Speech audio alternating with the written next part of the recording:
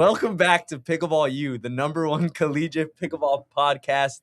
How we doing, fellas? This is not Travis Redenmeyer. I'm not Graham D'Amico.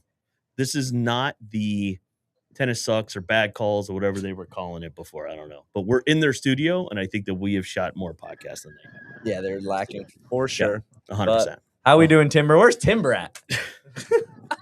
I'm at the summer office at the Bloomington, Indiana Country Club.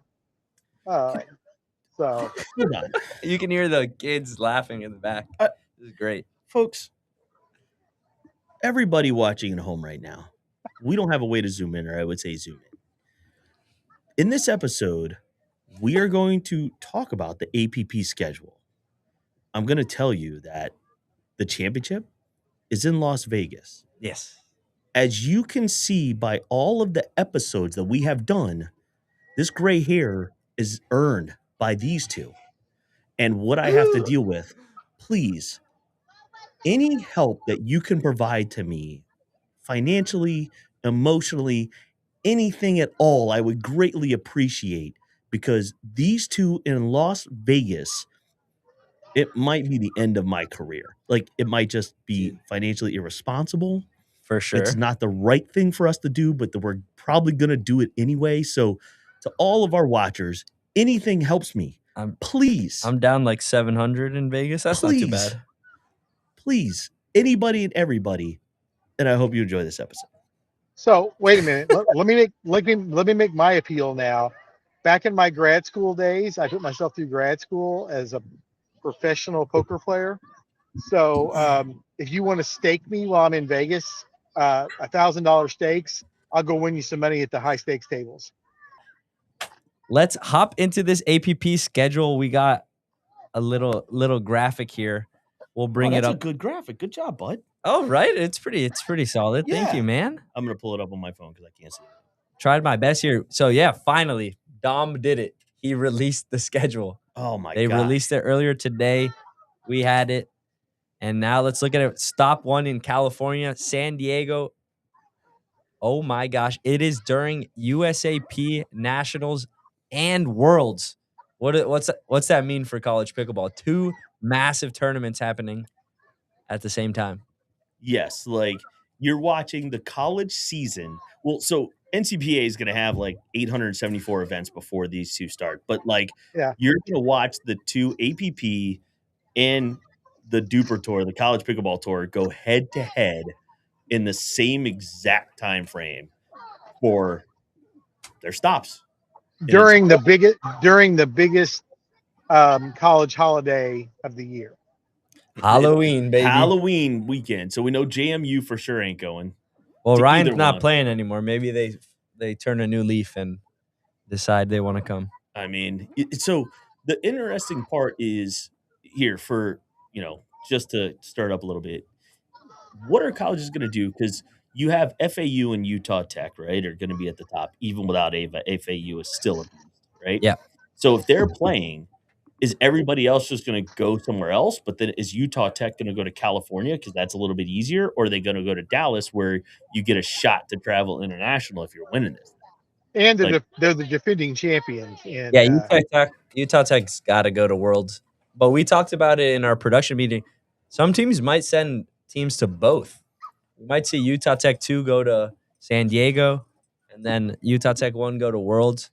We might see with so many events each and every week, we might see teams splitting. Yeah. I mean, if you look at the schedule, that's going to be I don't think it's going to be indicative of the tour. I think it's just going to be a matter of convenience and offering. So, you're getting Worlds and you're getting Nationals. So our players going to go play the actual amateur divisions or try and qualify for the pros and then also play the college event. Like, schedule wise, they might just, make a whole trip out of it. We're going to be at Worlds because we've already committed to that stuff. But, like we have the College Roadshow is going to be at Worlds. We weren't invited to. Dude, this is okay. So, we're going to be there having fun. We're already discussing different activations, doing our thing. And then we're going to try and make a few APP stops as well. I know you can see they're coming down to Punta Gorda. They're coming down to some let's go in order. We got Washington, D.C., stop 2. That's at the Down the Line Sports Center. I have some of these facilities. I have no clue, but we got St. Louis. We'll be in Chicken and Pickle. That's a classic. Classic. Chicken and Pickle, big relationship there with the APP, with all their next gens and all that stuff. Yep. Then we got Florida, Punta Gorda Pickleplex, home of the Punta Gorda Tide. That's right, baby. Listen, more APP stuff there. You got the Flying Pickle, obviously Dominic Catalano, and the one in Boise, Idaho. So he's there. So that's kind of home base for him. So it's going to be an interesting thing. And then it all comes down to Vegas. Yeah. I want to talk about it. They're also stopping Massachusetts. It's good to show that East Coast, that upper East Coast love. Mm-hmm. That's been kind of neglected in the past, that area. Well, so like Timber, you have basically now you've had the schedule here for, 4 hours. What, do you see any conflicts between CPT, NCPA, APP? Are there anything kind of glaring, hey, colleges are going to have to make a choice because you're going to have Virginia, Massachusetts, Washington, D.C., you've got Indiana, you've got Jacksonville, you've got this East Coast just mosh of events for these teams to choose from? I looked at it. I got some color-coded charts out and played around with it a little bit. They've done a pretty good job so far of staying out of each other's way, and I've heard that was intentional, that there were some conversations back and forth a little bit. I'm a little annoyed that I wasn't a part of them as I've been in the past, but they think they can do this shit without me. They're wrong. But I think they've stayed out of each other's way. There's a couple of trouble spots. First of all, we still don't know the College Pickleball Tour spring schedule. That's the only part we don't know yet. So, and we also, obviously, everybody's going to start applying for CPT campus regionals too. Yeah. For these big dog events, here's my only worry so far. I think the October 31st weekend is a problem, both for CPT and APP out in California. The interesting thing about the College Pickleball Tour that I'm excited to tell you guys is, so Yola's going to have a spot on the party deck at Worlds in Dallas. Now listen, it gets better. Yola will have a party, but they're not starting until midweek for the professional tournament. I think the party deck will be empty while we're there, so I think we can just take over the party deck. That's where we're going to have. I'm working on it, so we may have the party deck in Dallas. So everybody's going to come to Dallas. Yeah, everybody's going to come to Dallas to be on the party deck with us. So that's, and then I'm a little concerned. or does Yola provide? Well, so Yola's renting it for the week, but they're not planning on using it until later in the week when we're long gone, or at least the college players are long gone. My other concern for APP, I've got two APP concerns. The other one is a lot of schools now, and I don't know how many with the percentages, but a lot of schools now are giving the entire Thanksgiving week off. So they've got an event the Saturday and Sunday before Thanksgiving. Is that going to hurt them because everybody's going to go home? That kind of what happened in Kansas last year. The Kansas regional for APP only had 10 teams in it, and 3 of them were IU. So I'm a little concerned about that. And then my only other concern with APP, it's a so much better schedule than last year. But I talked to Ken Herman about this last year, and they assured me that the owl ball is a problem when they play at Chicken and Pickle. The owl ball is the exact same color as the court at a Chicken and Pickle. 2 years ago, I brought it up. Last year, I brought it up, and Ken Jr. said, "Oh, Owl is coming up with some different balls." And I thought, well, that's good. They can use a different color ball when they play Chicken and Pickle. But but anyway, I'm worried about everybody complained about the ball being the same color as the court. Yeah, but aren't Chicken and Pickles orange and green? Yeah, dude, I was neon, the most darkest green. Yeah. It's red and green. I thought it was the owl ball is a dark green. The owl ball is a dark green. Dude, I thought it was neon green. I mean, USAP. It's got to be USAP. I mean, right? Yeah, David is colorblind, confirmed, by the way, guys. But that's a separate story. But But no, yeah, that's weird. I mean, that's an interesting take on the ball. I don't know if what they'll do about that. I mean, They look, won't- if they get enough complaints, they'll just change. But in all fairness, if Owl's giving them money, well, you just Yeah, hit the ball. hit the ball. Yeah, who would complain about lighting and like balls and courts? Yeah, bunch of losers. I don't complain. What is what you can't see off screen is our future guest. I won't say the name yet. Yeah, don't But say his the name. oh, wait a minute. Oh, no, he's leaving. This is my life on a regular basis, folks. Oh no, he's Folks, gone. please help me. Yeah, so I mean, all right, cool stuff though. Timber, I want to get into, and we wanted to do APP first because we want to make sure that we're fair and just, and like we've been talking, let Dom be Dom, and I think we just saw Dom being Dom right here. He put up a schedule, and if you look, like January, February, it is every single week of the month. Yep. Like he goes and he goes. Well, I'm excited. I'm excited to ask him if he did that on purpose because, NCPA is very front loaded. It's very October, fall, and then they don't do as much in the spring. And Dom did the exact opposite. And then, but that's the run. That's the run though. Like that's the teams that are going to the nationals. Like your front half of the season, you have people that are going to drop off. They're going to graduate. They're not going to bring back the same team. You have new people coming into the team. So why not just backload the schedule? I think every week is crazy just from a mental capacity. That dude's going to be, I mean, we've done it. Freaking sucks. Like, he's going to be worn down, but hey, it'll be fun. It will. It'll make our prediction stuff way easier. we won't have to miss a week of predictions. Lots of points, lots of content. Speaking of fun and content, you had a great weekend, Timber, this past weekend. We'll play a little game here with the viewers. Where's Timber? Can you spot Timber in this video? So let's preface this with the first day. Right, he was going Saturday and Sunday. Wish I had a laser pointer right here. The first day, he goes by himself, which I've done. I love Major League Pickleball. Everybody who knows me knows it's by far my favorite thing in the world. And so the fact that this season's going off, I'm so happy. And I'm going to we're actually at where one of the stops will be for Major League Pickleball. Yeah, it's going to be here in St. Pete. But Timber, because I do take care of our team in such great ways, I call up for a favor and I get Timber in the VIP. Yeesh. And I did it to be good. And about 15 seconds after I got the yes, I started, getting more gray hair and worrying about Timber being in the VIP area of a Major League Pickleball event where all the owners and everything are. And I'm like, maybe didn't think this one through. But then I get a text and it just says, the VIP suits me. Because it's all you can eat, all you can drink. There's snacks. Everybody's in there, and Timber's having the time of his life. And then we start seeing Sunday, and all you see is that jacket, dude. The jacket, the jacket. And what else was Timber doing? None other than recruiting. Timber's on the recruiting trail. Timber, always be recruiting. ABC. That doesn't. Those are so.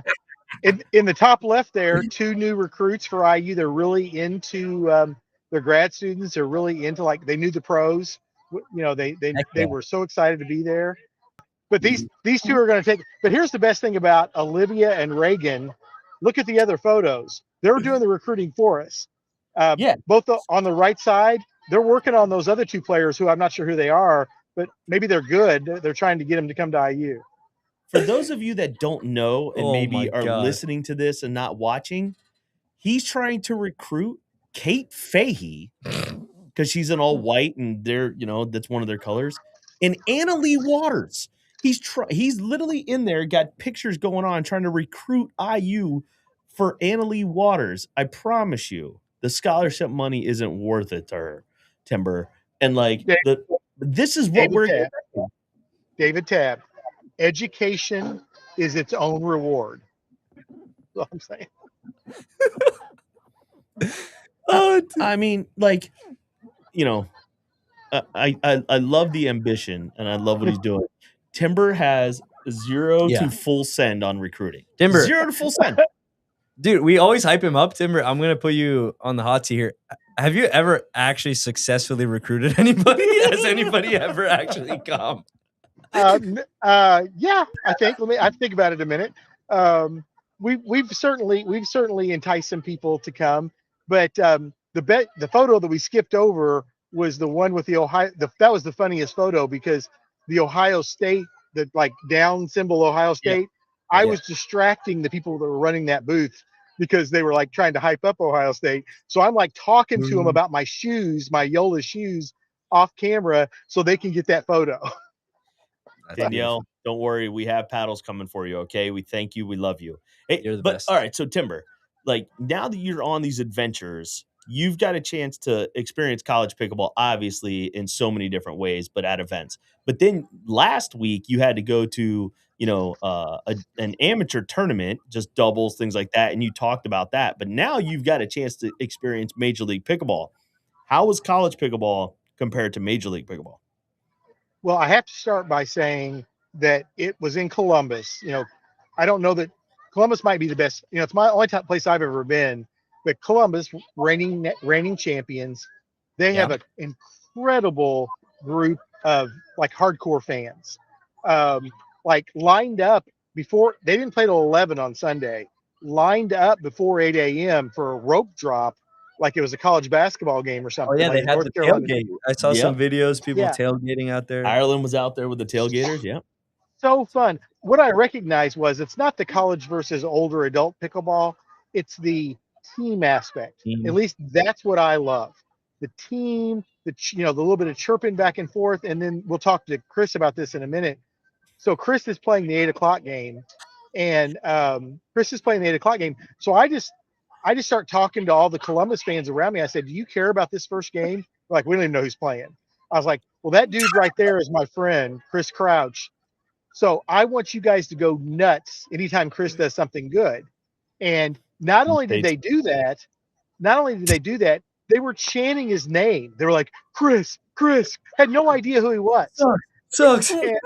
And the vibe, the fun of it, the enthusiasm, it did remind you of a college event. It really did. I loved it. I was at a meeting at Yola today, and I told them, I said, anytime you guys want to send me to a MLP event, I'll go. I just get me a ticket. I'll pay my own way. I'll go. It was the best non-college thing I've ever done in pickleball. So a lot of similarities, right? So I guess the question is college pickleball a recruiting ground for Major League Pickleball? We should have asked Graham that. So, well, Mev Safdar, first person ever drafted out of college into MLP pickleball. Who Ava Ignanowicz was second last year. This year, Ava Cavatayo got drafted. Who else has done it? Colin Schick. There was one guy named Colin Schick who won a national championship against Martin, and he played. He actually played for the Florida Smash. He played for the Florida Smash. He played for a couple other teams as well. Yeah, but he was one. Back in the day, David, did it come down to? Did the MLP come in and say, "Okay, guys, the winner of this match gets an MLP contract"? No, when it was Colin and Martin. When Colin Schick was playing, there were no contracts. Yeah. There were they hadn't started that yet. Yeah, no, not yet. No, it might have been separate. It was the end of that year, 2023. There were no. Still, I think the winner of the Martin and Colin game got the bid, got the draft pick. Yeah, and if Martin won, they would have declined that. What the world doesn't know, because we only talk about me getting shit on. Christopher Crouch also lost in the finals to Colin Schick in doubles. Yeah, but singles, but who's playing MLP now? That's we do have the doctor. Look at that. And who's Chris? That almost me. All right, so it's fun to see those similarities. So it was funny because in the pro league we have some people that played team pickleball. Some played college team pickleball. Some actually played team tennis. And it translates over really well because that dynamic of being on a team and being in there for your teammates and really, and honestly being forced to be with that person. Yeah. it matters because that mentality is tough. You're looking at it. I mean, Annalie Waters doesn't have Anna Bright next to her. She doesn't have Ben Johns next to her, right? So it makes that she's dynamic. fine. She's doing quite all right. But you don't get to pick your partner, so that camaraderie part matters. But when it works, you start to see, how fun it is and cheering for that person that you might not otherwise know. Do you think someone like, let's just say Georgia Johnson, who's so good but so young, is there extra pressure on her? I'm playing with this girl who never loses. Now, if she loses, it's going to be my fault. Is there more pressure on someone like that? Yes. I will tell you, talking to players, when you play next to somebody that doesn't lose and is one of the, top players, if not, obviously Annalie's the greatest of all time already. But when you play next to that pressure 100% gets in the players. They will admit it every time. Yeah, I can relate to that. At my local courts, all the 4-0s freak out when they play with me, and they play the worst pickleball of their life. So, yeah, that's 100% the same. Yeah, exactly. Listen, yeah, that's I play awesome when I play. Carter Maris on our team, he's like a 5'8". I play awesome with him because I literally just stand off the court and hold my paddle kind of out on the court. That's we're gonna bring on our guest, but I have a poll question for the audience. Can you do a poll question? At Worlds, Timber and I are discussing playing together in the amateur division. Oh, what level? Look up our dupers, and would it be okay for us to play 3-0? I refuse. I refuse. I've been playing this game for over 10 years. Daddy needs a medal. Daddy needs a I haven't seen you play Timber. What I actually really want to do is me and David against you and Carter. Oh, that would be incredible. We should definitely play that. We'll play that game for sure. We'll play it next to the Yola Party deck. Yeah, we'll play it there. Yeah. There you go. I'll put up a hundo. Oh, I'll put a money. I'll have to start playing again, but all right, we could probably win without any training. They're not looking too good. I saw them in at Atlanta, and yeah, they're looking weak. Timber dodged me in Atlanta. Yeah, I did. I wasn't late. I was standing on the court. I had to make company money so we could afford to be in Vegas and lose it all. Ooh, yeah, that's all right. Well, MLP College Pickleball, we have none other than one of the results of the college scene. We got Christopher Crouch coming. All right, Christopher Crouch. Oh my God, in the house. He made it. He actually made it from producing episode 1, kind of. He's come full circle to being on the #1 collegiate pickleball podcast in the universe. What's up? Great to meet you guys. Hey, I tell everybody that you're our producer, Chris. Have you ever seen an episode? Yeah, I've watched every single episode at least twice. What episode are we on? 33? Oh, that's actually ballpark. That's actually kind of close. Isn't it? The worst part, I have no idea. No, it's like 38. Okay. No, we like after 32, we like lost the plot because you said episode 30 something, and I on our title, and I was like, I don't know where we are. Yeah, I think it's 35. Okay, yeah, it's right there. Oh, so you missed? Which one did you miss? Last week. What was your favorite episode? Leaked the schedule. Oh, you saw the clip. No. Listen, he knows that because I saw the title of the YouTube. Oh, the leak. Yeah. All right. So, Chris, obviously we have a good relationship. So, what's fun to me is like having Chris as a guest right now is hilarious. But just so you know, one of the great things about College Pickleball was actually how I found these two and how they became friends was because of the UF Pickleball Club. They had a little thing called Swamp Pickleball. I really thought you were going to wear that shirt. But thought about it. I know you did. Shout out Molly.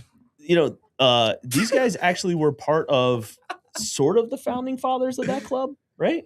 Swamp Pickleball-ish. It was more so TC Jahan, but Django Martin. Of the actual club, I wasn't part of the collegiate club he joined at all. I was part of Swamp Pickleball, and then I joined the second year. Yeah, so you were a part of it, and you guys met and hung out, and now we do this thing full time. But like when you're playing for the Florida Smash, you're playing Major League Pickleball, signed player. where do you think that part of the University of Florida experience and playing college pickleball translates into MLP? I mean, that's what really got me into pickleball to start, like, drilling every day with, like, Martin, Christian Bach, some of those other guys, like, going to the collegiate tournaments. They were some of the first tournaments I ever went to, and I was like, "Oh, crap, like, this is a ton of fun." So, it definitely launched my, like, addiction into pickleball for one. I would say I've changed a lot as a player since then, but, I mean, the team format the team format is, I've been used to it for a while, but yeah, I mean, it was a good place to start, and it got me into pickleball initially. So, when you're looking at the collegiate landscape now, I mean, we have the #1 collegiate pickleball podcast. We knew it was something cool, and to see where it goes and watching all of the different tours, like what do you think has launched it into the stratosphere that it is right now? I mean, I came from beach volleyball at the University of Florida, so I was addicted to the club there. And it's just so fun to like hang out and have a community after class. Like it's athletic, you're getting a workout in and stuff like that. But just having a group of people who you're going to see like every day, you'll have classes with some of them, you can go study with some of them. Like that's one of the most fun things in college, and it's what makes it enjoyable for a lot of people. So I think that's where a lot of these college kids are just like clinging to it. It's such a fun sport to play with people. It's so open to all different levels. So having that plus like the collegiate lifestyle, I think it just fits perfectly. Have you used anything like from your experience in those days in the club to like be able to help you and leverage that experience to now what you're doing for the Florida Smash? Yeah, I mean, just the team format in general. You always got to be supportive of your teammates. Things like that always translate. Talk about your recent experience in Columbus. Okay. Should we? Well, not that part. I only played one Dream Breaker, and you won it. We saw that. Right? I don't not talk about on-court stuff. What was it like having Timber running around trying to and getting all the people to cheer for you? Like, what in the world was that like? No, it was fun. I mean, I saw him in the crowd. I went up and I said hi. It was the first time I had actually met Timber in person. And then the women's game went by. It was like nothing crazy. And then I went to go warm up for my men's. And that's when they started actually like chanting. And I was like, oh, great. This is Timber. But no, it was awesome to hear that. And then, I mean, I kind of, I zoned out a bit. I don't listen to much of the crowd when I'm playing because a lot of times you have people not cheering for you. But I definitely heard it to start. It was a great feeling to have them supporting. I was freaking out a little. Well, I was freaking out a little bit because I didn't expect the crowd to kind of pick up the mantle the way they did.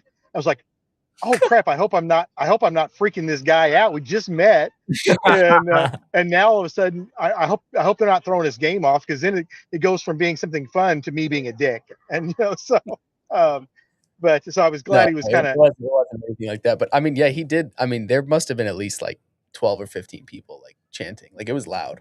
Like, it's amazing. He convinced a lot of people.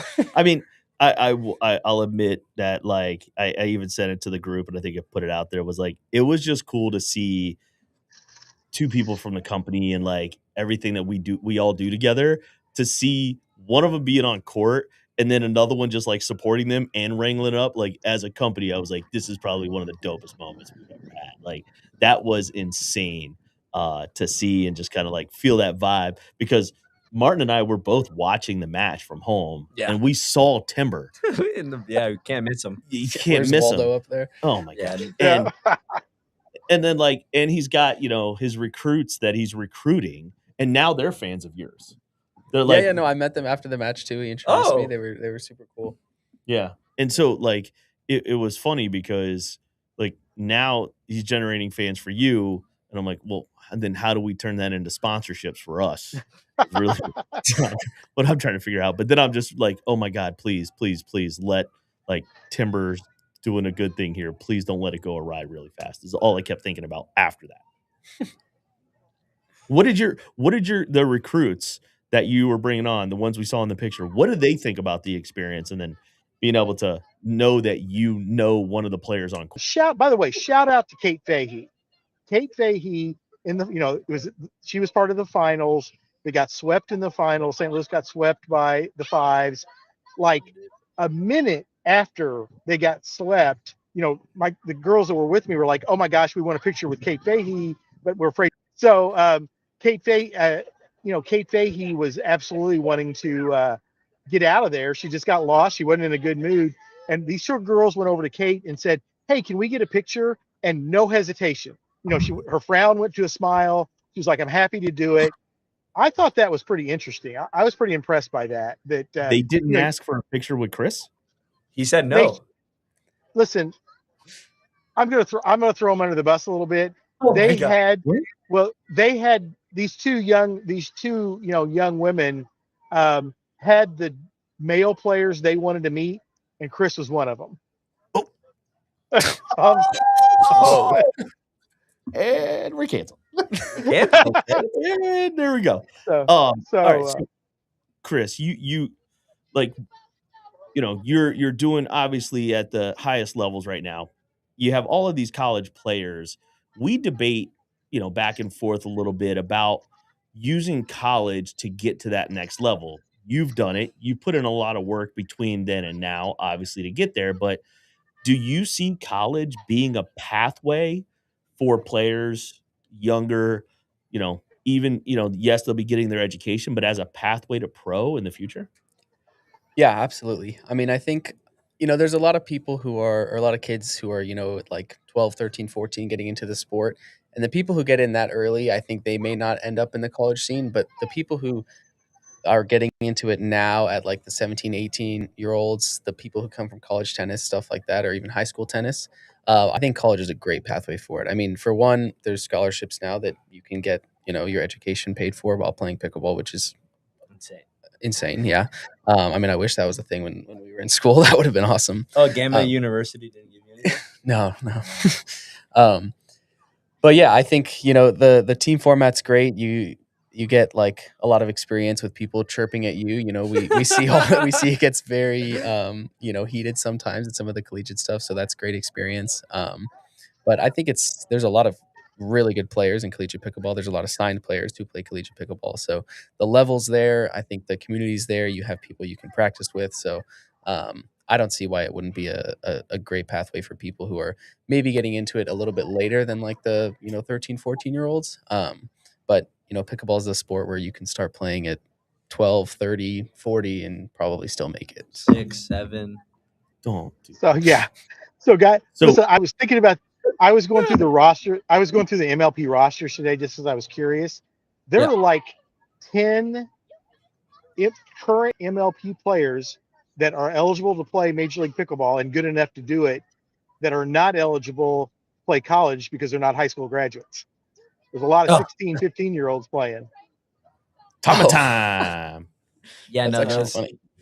Yeah, that's interesting to see. Do you think any of those will end up in college, or are these players all straight pro? Like, do you think any of them pivot? I think there's potential. I think if the relationship between Duper and the PPA stays there and you can still be a signed player and also playing the Duper Collegiate, I think that's definitely possible. I don't know if that would be a good thing, having somebody who's as good as Tama playing Collegiate Pickleball. I think that might be a stretch. Unless the level's there, it could be around the rest of the players. But somebody like Tama, I don't think would end up there. He's probably already on a track that's, he's going to be top 10 pretty soon. What's the number where, so like in baseball, we dealt with this. First rounders, $1 million signing bonus, adios amigos, straight to minor league baseball, right? But when you start getting in those third and fourth rounds and the signing bonus was 15,000, 20,000, and you have to go play short A ball and then, go bag groceries for your living, like and grind out that, it was, a lot of times it was more advantageous to go to college versus doing that. What's the ranking number you think that happens? Like if you're not automatically going to be top 50, just go to college. Yeah, I mean, I think even 50 is pretty high. A lot of pros, even nowadays, still they go home, they coach, they work at a facility, they do some other job. So it's pretty tough to make a living already as a top 30. So when Mev played for IU and she started to get better, and she still had some eligibility, but she was like, I don't have the opportunity to get better, especially in like pool play. She's playing 240 girls, she's like, I need to spend more time playing against better players. So is that an argument against those people not playing college? Yeah, I mean, the pro schedule is already pretty jam packed. A lot of these pros are already traveling like 25 weeks a year, some even more than that if you're playing MLP. So to go and play a collegiate tournament and then potentially play, I don't want to say like lower level, but like people who are 5-0 or 4-5 rather than like the 5-5s to 6-0s that are on tour, and spend another weekend doing that. It's just tough on the body. So that's a big one. But with the relationship between PPA and Duper, maybe some of those will start to count for your events. Maybe they're going to encourage people to play collegiate pickleball. So yeah, That's a hot take. Yeah, it is a hot take. That'd be cool as hell. So what advice would you give to just a quick, hey, listen, if you're coming up through the ranks of college pickleball and you're using college as that track, what advice would you give someone like that wants to aspire to, be on a Major League Pickleball team and play main draws of PPA and win some rounds? Yeah, I mean, I think every chance you get to play in these tournaments, whether it's collegiate pickleball or other ones, like you got to focus on getting better. That's the biggest thing. So any chance you get, do that, and then make sure you're developing yourself off court too. It's what we focus on in the pro league and other parts of what we do. So just being a good player will get you to a certain place, but then you also need to be you need to be a professional off the court as well. So developing that side. If you're in college, get your degree. You're already there for it. You may as well finish it. It's always good to have that. I use a lot of what I've learned either in beach volleyball or even in school when I approach how I play pickleball or practice too. So anything you can learn outside of pickleball too, you can probably translate to it and it'll help you. So yeah, I mean, just take every chance you get to get better and don't worry too much about results. So we always give our guests one opportunity. You can ask us any question you want before we wrap up this episode. What do you want to ask us? Martin, what was our record against each other in ladder league? Oh, I mean, I think you were definitely up. How many times did we even play? What are you looking at me for? I wasn't there. All I know, the only match I truly remember was this guy. He knew I was going out the night before, going out Friday night. He's like, "Oh, can we do our ladder match like 8 a.m. Saturday?" I'm like, "Are you sure?" He's like, "Yeah, no, like 8 a.m." Then we have an absolute battle for no reason. It was like 14-12 all three games in singles. I'm like almost throwing up. But yeah, that actually catapulted me, or wrong word. But after that, I don't think I won another singles game in the ladder. I just went. Hey, in college, we call that the Wisconsin strategy, because on a weekend tournament, you want to catch Wisconsin, who's very good. You want to catch them first game Sunday morning. That's when you can clip Wisconsin. That plays. So what you may not know about these two is they do play really well together. They've medaled at the challenger level. They have some, I think it was during a storm a couple of times at Moneyballs. They've placed and won some money before Chris was signed. We actually have not placed and won any money because this guy folds me. But we won money in the challenger. Oh, we only do well in pro tournaments. Yes. So good fun stuff, man. Chris, want to thank you for coming on the show. He's gone. I know. This is I love that we figured that out, though. I like how the guest is fixing your camera. Well, producer Chris finally doing something. While we have you here, can we please use the good equipment for Worlds? Thank you. We need the good equipment. We need the good cameras for Worlds. Yes, and Hugh. Yeah. Oh, you're talking to me. Yeah. Yeah, you didn't give us anything. Where were we? Oh, Atlanta. They got buns. You didn't even use what I gave you. All right, wrap us up here. Choosers. Listen, St. Pete Athletic, big shout out to the guys here. They're doing some cool stuff. They let us use the studio here. Graham and all the guys, if you're ever in St. Pete and you want to come to a facility like no other, come to St. Pete Athletic. I promise you. I'm not going, an ad, by the way. It actually really is nice. It's Genuine. freaking Oh, there's phenomenal. table tennis night. Wait, this is insane. Dude, they're playing ping pong. There's kids over here. I don't like that. But like we're going to play some paddle in the back and have some fun. So let's wrap this thing up. We got people showing up here. Again, I plead and beg with all of you, please for everything holy, save me, because Vegas is going to be one. Yeah, I already had some people offer to sponsor me. Yeah, for Vegas. So it's gonna Vegas. Forget Vegas. We need all our fans to come out for the 3-0 gold medal match when Dave and I are done. When are we going to get our tournament launched? Is registration up yet? No. They haven't been approved yet, right? Jacob, approve the form so we can get it on pickleball.com. Hey, I want to call it classic because any college event that I am helping out with now, we're calling it like the Indiana Classic, the Hoosier Classic, the Crossroads Classic. So that's going to be my brand. I want it to be the classic. No. All right. And T-Toad, thanks for tuning in, guys. This was awesome. Thank you, Christopher. What a time Chris. it was. We finally had you on the pod. Love it. Thanks, guys. Great to meet you. Yeah, it was a favorite player. Go to Cancun with him September. Oh yeah, Punta he's Cana. taking us. He's taking us to Punta Cana. He said Punta Cana for a clinic. He actually is a great teacher. All right, tune in to next week's episode. Bye, guys.